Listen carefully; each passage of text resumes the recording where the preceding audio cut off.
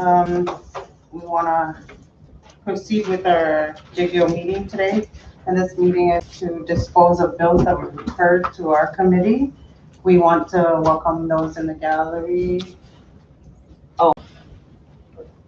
And want to welcome everybody here. Thank you for being here. But first, I'd like to call roll of the members of the JGO.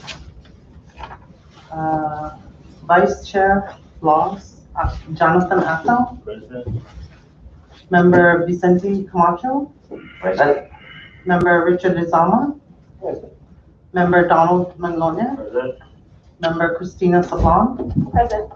Member Edwin Probst. Present. All members being present, it constitutes a quorum. I hereby call this meeting to order. Next on the agenda, can I get a motion to adopt the agenda that was issued on March 29th? Motion to adopt. Second. Any discussion on the motion? Ready. All those in favor say aye. Aye. All those opposed say nay. Thank you. The agenda has been adopted. We will now proceed to public comments. There's nobody here in the gallery. So we will proceed on with new business. And at this time, I'd like to turn over the floor to the Vice Chair for him to facilitate the rest of the meeting. Thank you. Thank you. Thank you, Madam Chair. With the understanding of the members, we will be disposing of 3 specific bills before we move on with the new business on the agenda. So with that being said, members can please refer to the old business. And this is, we'll begin with under old business E on page 3 of 4, House Bill number 22-5. And I believe the chair has the amendments for that bill that needs to be addressed. And this is the bill to amend 1 CMC subsection 2175 to include additional members to serve on the Planning and Development Advisory Council and for other purposes. Chair, may I recognize the chair for their discussion for House Bill number 22-5. Thank you, Vice. I'd like to ask at this time the legal counsel. I met with Mr. Kodef Ogomoro, the director of the Planning and Development Office, and he just simply recommended on page 3, line 13, after members to include or their designee. And what I'd like to ask counsel is if that constitutes a technical amendment to the bill.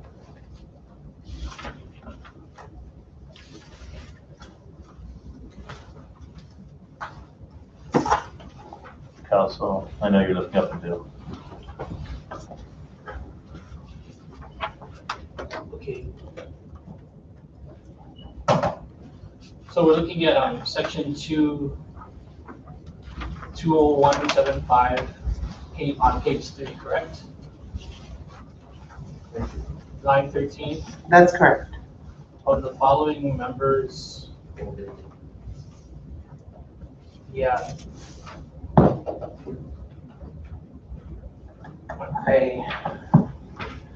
I think it's a tough call, but I would err on the side of saying it is not a technical and that it's a substantive. Members are vetted, and there's a selection process, an appointment process, and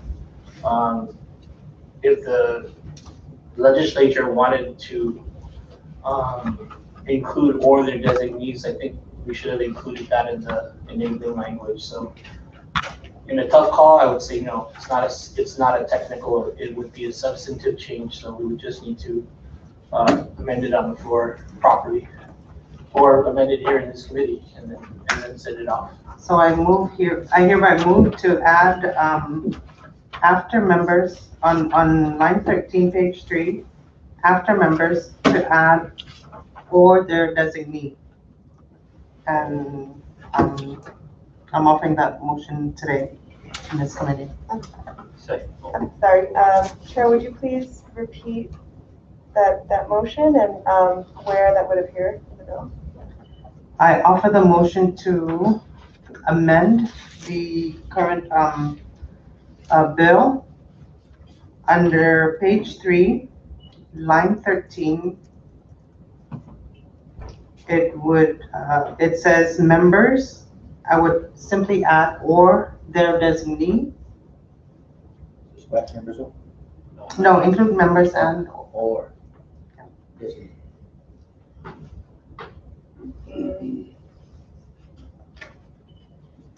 And that's the only amendment that the director offered with respect to this bill.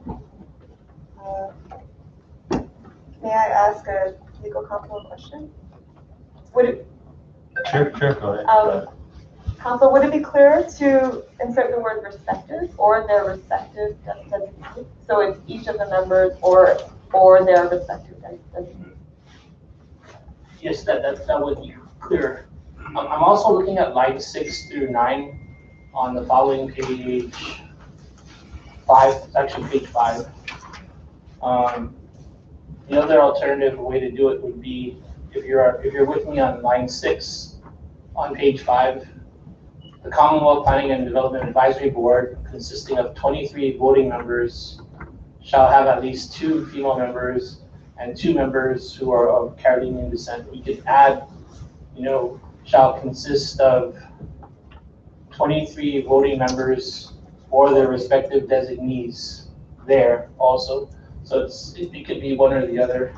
I haven't had a chance to really think about which alternative is better. The alternative on the floor now on the table now is fine, but I just want to put it on the table too, that we could also put it here if we think about it and compare which one's better. And if this one's better, we'll do it here. If the other one's better that's on the table now, we'll do it there. I think we should do it the first one.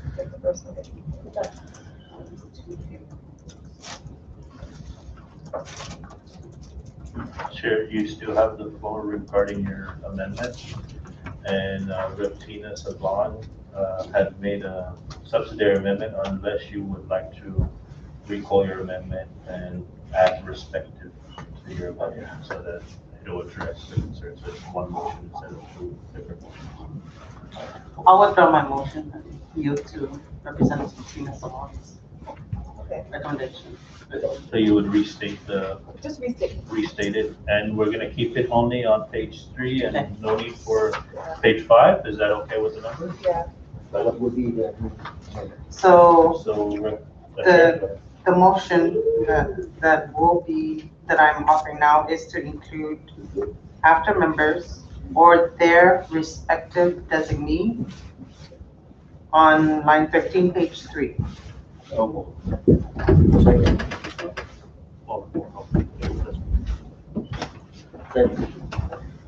So a motion has been placed by our chair to include language on line 13, page 3, and has been seconded. Discussion on the motion. Oh, sorry, my apologies, council. Yeah, under discussion. Yes, under discussion. So just going back to that portion with respect to the at least 2 female members and 2 members who are of Carolinian descent, which is on lines 6 through 9. The designees, these respective designees, will still be subject to this. So if you are the designated member of the Carolinian community or the respected, or you are the member who is supposed to be the female representative to the board, you cannot replace yourself with a non-Carolinian, and you can't replace yourself with a male. So we're still going to always be.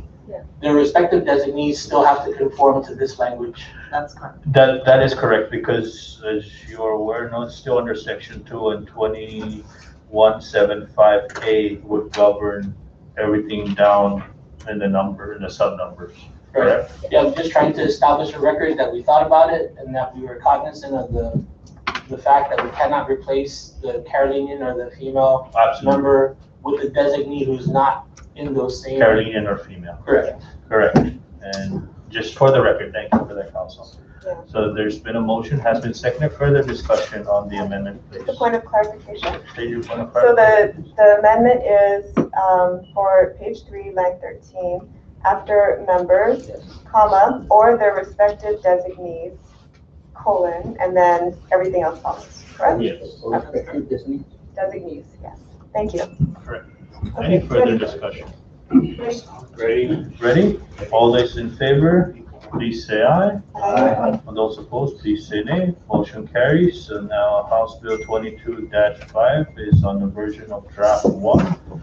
Any further discussion on the main motion? Rep. Tina Sabah, please.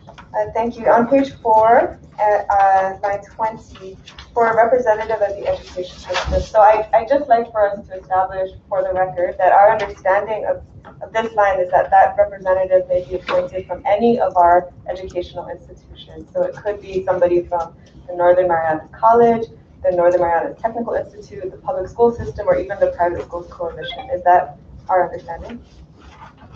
I believe so. Members, So, please so represent. does that mean that you go with public school? What about the private school, the NMC? Does that mean that each school will represent a school or the entire education?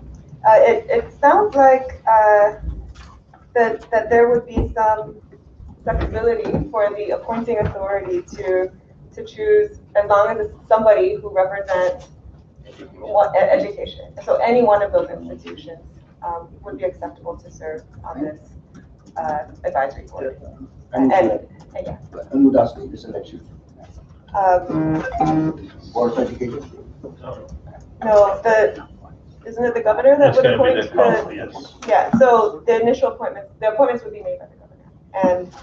And the governor would be able to select anybody to represent education. Thank you for that, Thank you. Chair.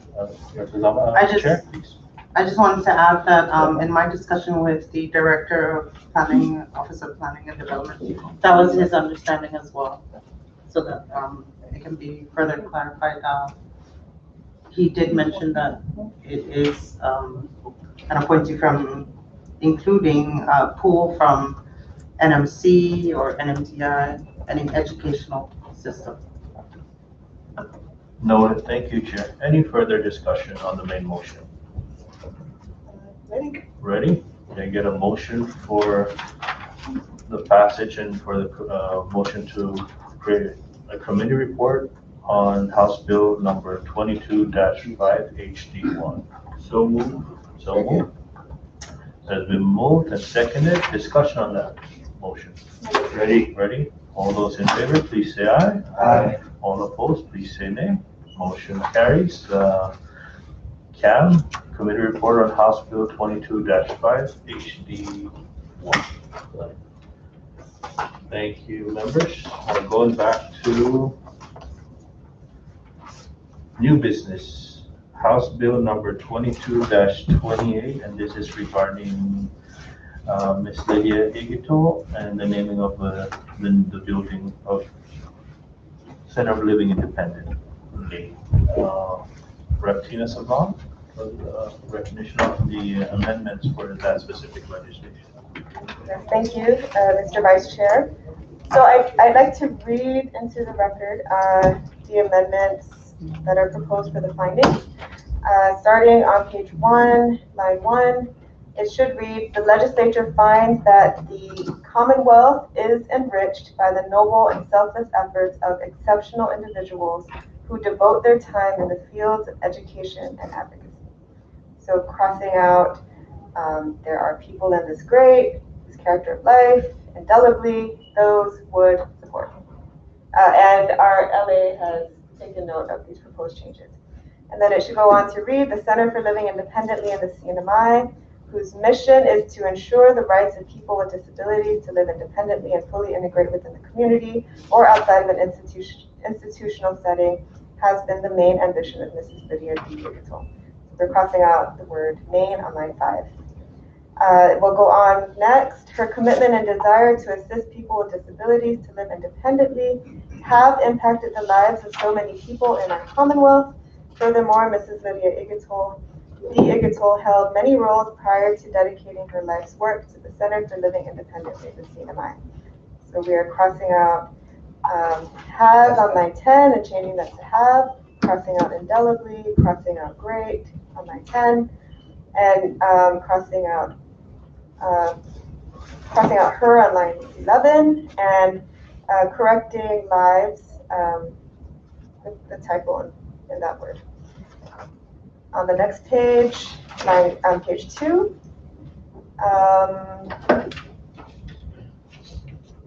so that sentence, starting on line 2, should read, Mrs. Lydia D. Igatol distinguished herself in public education in the CNMI by dedicating 25 years of selfless service to the CNMI public school system, PSS, from which she retired in December of 1988. Crossing out the word at on line 4 and from. After her retirement, Mrs. Lydia D. Igatol applied for the Hawaii Centers for Independent Living, a nonprofit organization that sought to branch out their services and sparked a new interest that would hold near and dear to her heart. Crossing out who and changing that to that on line 6, inserting an and after services, deleting the and after interest, and crossing out pathway on line 7. The next paragraph, her dedication on line 10, her dedication and passion to help people with disabilities and spread the independent living philosophy, which included community outreach, ultimately led to the fruitful opening of what is now the Center for Living Independently in CNMI. So we're crossing out self-effacing on line 10, correcting the typo on line 11 in spreading, and moving on to the third paragraph that should read, the Center for Living Independently in the CNMI has helped and assisted countless people with disabilities, including students in the Northern Marianas, through Mrs. Lydia D. Igatol's advocacy. Crossing out as well as on line 15 and inserting the word including, inserting the words in the Northern Marianas after students, crossing out with disabilities after students, and adding an apostrophe S after Igatol on line 16. And continuing, her legacy of bringing much needed independent living skills and services for people with disabilities in the Northern Mariana Islands has left a profound impact in the Commonwealth. Crossing out this, inserting the, crossing out great. Therefore, it is suitable to rename the structure for the Center for Living Independently in the CNMI to the Lydia D. Igatol Center for Living Independently in the CNMI. So we're crossing out just and on line 18, page 2. And that will be it for the amendments. Thank you. So moved. Second. Thank you, Ratina Sablan. Amendments have been placed on the floor by Ratina Sablan and has been seconded. Discussion on those amendments. Ready? All those in favor, please say aye. Aye. All those opposed, please say nay. Motion carries. Now back to the main motion on House Bill 22-28 HD1. Discussion on that motion. Ready? Members, all those in favor, please say aye. Aye. Those opposed, please say nay. Motion carries. So House Bill number 22-28 HD1 is ready for committee report, and we'll be awaiting the report from our LA. Thank you again, members. Council? Just small typo, line 8 on the actual operative language on page 3. Line 8, we're going to remove the word to, T-O. So it's hereby renamed the Lydia, so strike the word to. Which page are you, Council? Technical, yeah, Page 3. page 3, line 8. Thank you.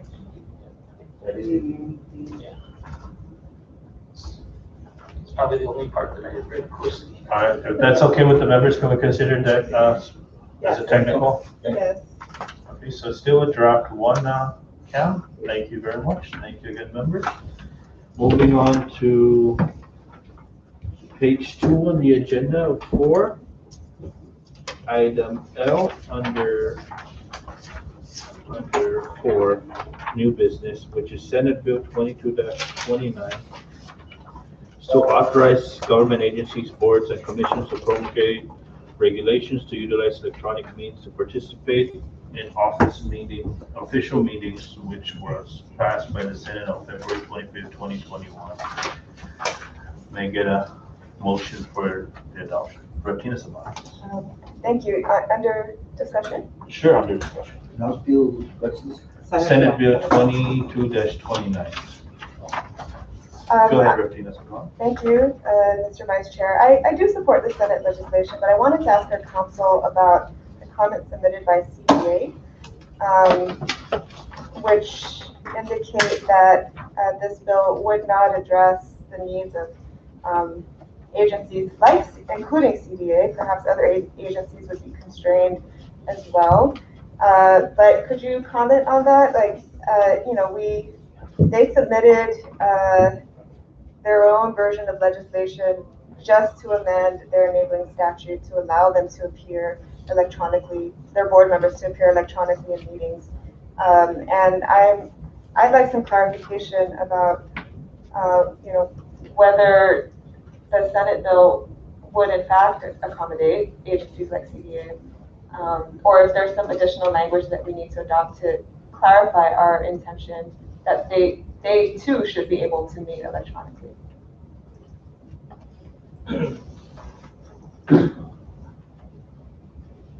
Maybe you have a short recess while I think about that and review the. Okay, short recess. Short recess, ma'am. Do you have the? No. Is this the one they have like and it's not?